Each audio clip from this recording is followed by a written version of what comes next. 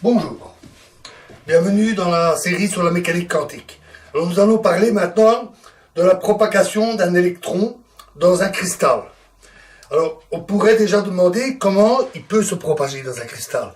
Parce que la taille des atomes, telle qu'on peut la mesurer, dans une expérience du type de celle de Rutherford que nous avons vue, c'est que la taille des atomes est environ identique à la distance entre les atomes. Donc la matière solide, en tout cas les solides, les liquides aussi d'ailleurs, beaucoup moins les gaz, les solides sont extrêmement compacts. Les atomes sont placés les uns contre les autres, et on pourrait se demander comment un électron arrive à passer à travers ça. En fait, la matière n'est pas si compacte que ça. Rappelez-vous l'expérience de Rutherford, on a un noyau qui est en fait extrêmement petit, et des électrons disposés dans un espace extrêmement vaste, très vite. Donc, un électron peut parfaitement se propager à travers. Un autre problème, c'est quand on mesure la diffusion d'un électron sur un atome seul. Par exemple, un atome dans un gaz, on envoie un faisceau de rayons cathodiques, des électrons, et on mesure dans une expérience de type Rutherford, sauf qu'au lieu d'utiliser des particules alpha, on va utiliser des électrons, et on va constater que la zone qui diffuse l'électron a à peu près la taille d'un atome. Donc on pourrait se dire, un électron qui va se propager dans un cristal, il va se cogner à tous les atomes, il ne va pas progresser longtemps avant d'être diffusé, et donc la progression va être extrêmement difficile dans un cristal. Mais ça, ce n'est pas vrai. Parce que l'électron, une particule quantique, il a un comportement ondulatoire. Et nous allons voir que même avec le fait qu'un électron a tendance à se localiser près d'un atome, même comme ça, il peut se propager plutôt librement. C'est une caractéristique de la mécanique quantique, c'est quelque chose que nous allons voir. Alors, on peut étudier de manière plus précise ça. Nous verrons cela plus tard. Nous n'avons pas encore les outils qui permettent de le faire. Mais on peut calculer plus précisément la manière dont les électrons se répartissent autour des noyaux d'un atome, d'un cristal. Et on constate que certains électrons sont liés, c'est-à-dire qu'ils restent près du noyau, donc dans leur atome, alors que d'autres ont tendance à se propager librement. Et c'est ce qui permet d'ailleurs, par exemple, la conduction d'un métal. Dans un métal, un courant électrique, formé d'électrons, se propage très facilement. Malgré tout, avec ce que nous avons déjà vu, nous allons pouvoir dégager certaines propriétés, certaines particularités de la propagation d'électrons dans un cristal, et cela nous mènera aussi, comme nous l'avons dit, vers l'équation de Schrödinger.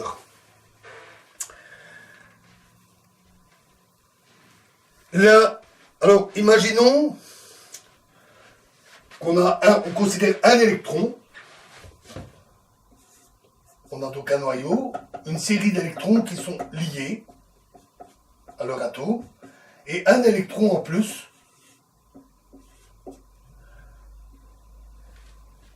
dans le voisinage de l'atome. Un peu comme si on avait un ion négatif, c'est-à-dire un atome neutre auquel on rajoute un électron. C'est une possibilité, c'est quelque chose qu'on rencontre en chimie. Donc on a un électron en plus. Et c'est cet électron surnuméraire que nous allons considérer. Donc cet électron va se situer dans le voisinage de l'atome, quelque part autour. Alors imaginons maintenant un cristal. Donc dans un cristal, on va avoir une série d'atomes régulièrement espacés. Alors, nous allons faire le raisonnement à une dimension, c'est-à-dire une ligne d'atomes. La généralisation à 3 dimensions n'est pas très difficile, nous en retoucherons un mot. C'est presque immédiat, si ce n'est que les notations sont plus lourdes. Donc inutile de nous casser la tête là maintenant avec ça, on va juste considérer une ligne d'atomes. Donc l'électron peut être situé autour d'un atome donné, et on va noter cet atome, l'atome N. Celui-là c'est le N-1, celui-là le N-2, celui-là le N plus 1, le N plus 2, etc. On a une ligne d'atomes très longue, on peut la considérer comme infinie. Si ce n'est pas le cas, ça complique un peu les choses parce qu'il faut tenir compte des bords. Mais comme typiquement dans un objet macroscopique, une telle ligne d'atomes fait pas loin d'1 milliard d'atomes, on peut, au moins en première approximation, négliger les bords et considérer qu'on a une ligne infinie d'atomes. Alors, quels sont les états possibles de l'électron? Eh bien, il peut être autour de l'atome N, donc on va noter cet état,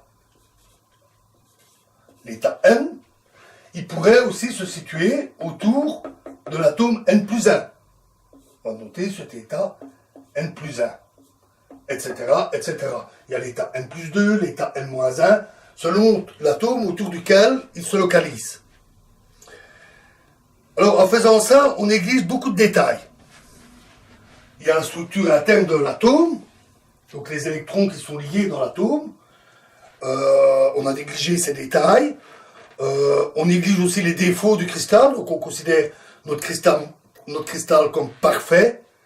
Dans la nature, ce n'est jamais le cas.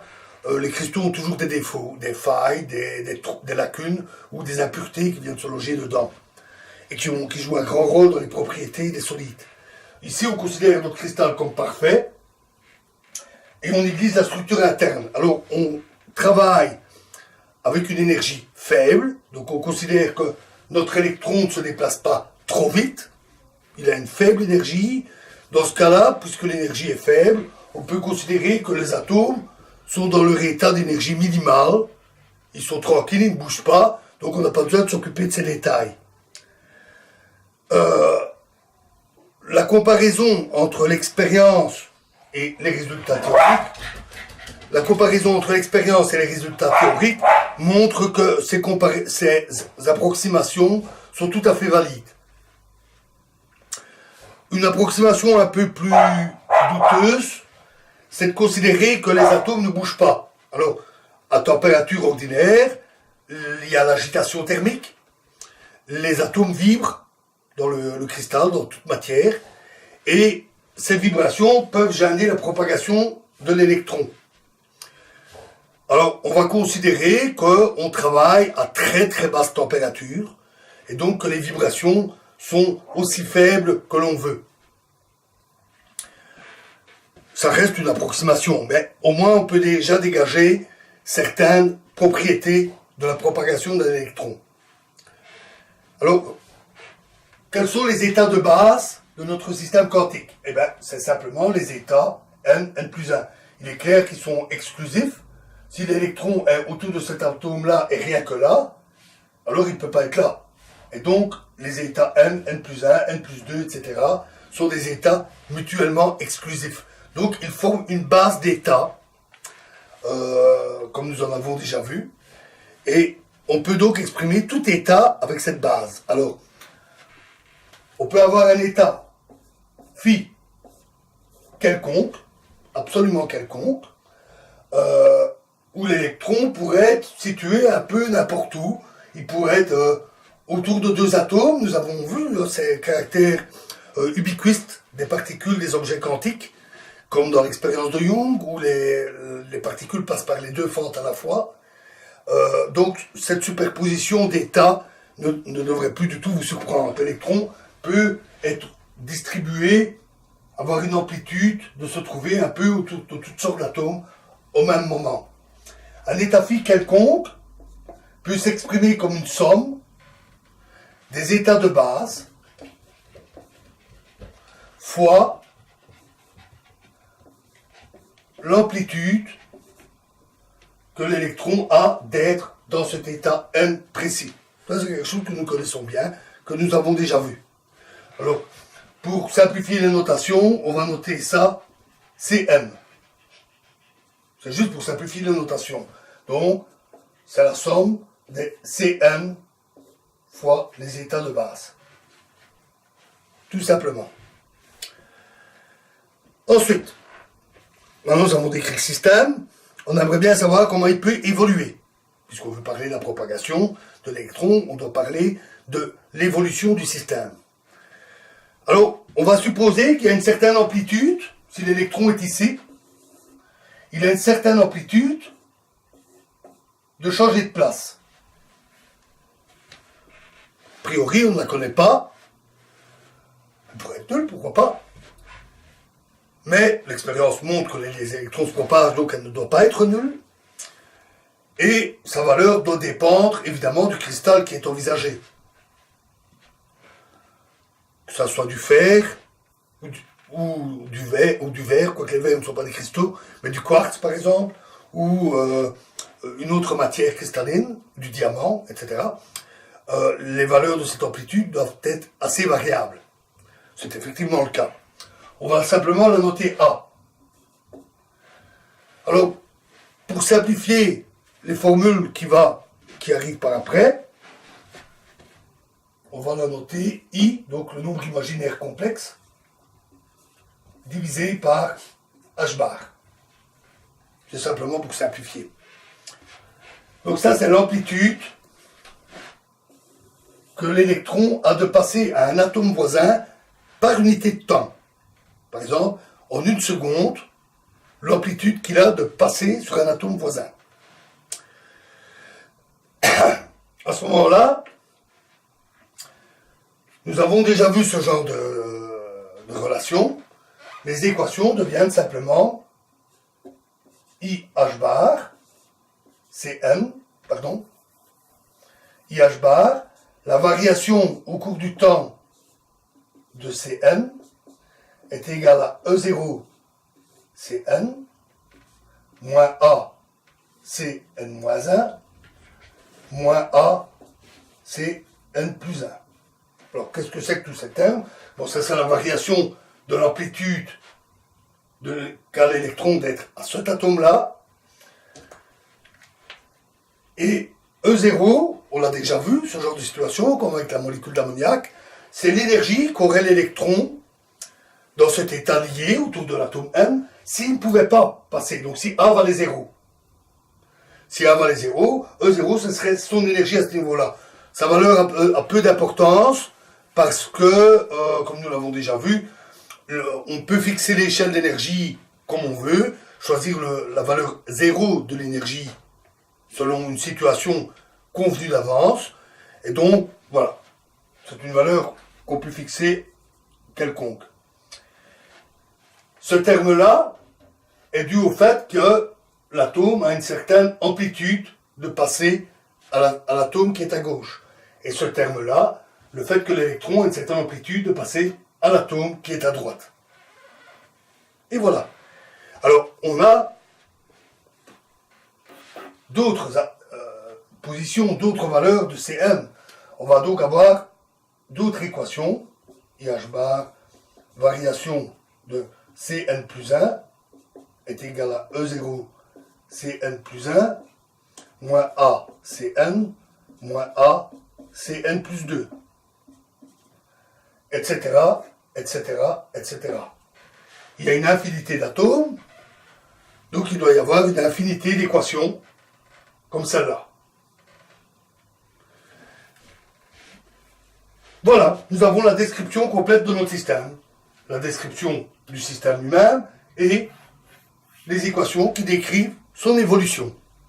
C'est pas plus compliqué que ça.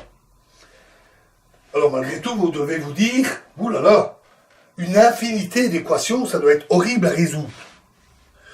Bien entendu, comme d'habitude, nous n'entrerons pas dans les détails techniques, mais nous verrons toutefois que ce n'est pas si compliqué que ça. Il y a des moyens simples d'obtenir certaines solutions. En particulier, un résultat, comme on l'a vu avec la molécule d'ammoniac, ou avec les mésons K, il est intéressant d'étudier les états stationnaires, c'est-à-dire ceux où l'électron a une énergie bien définie, une valeur de l'énergie bien définie. Et Nous allons voir comment aborder ça. Nous obtiendrons des résultats très intéressants. Nous ferons ça dans la prochaine vidéo. Je vous remercie.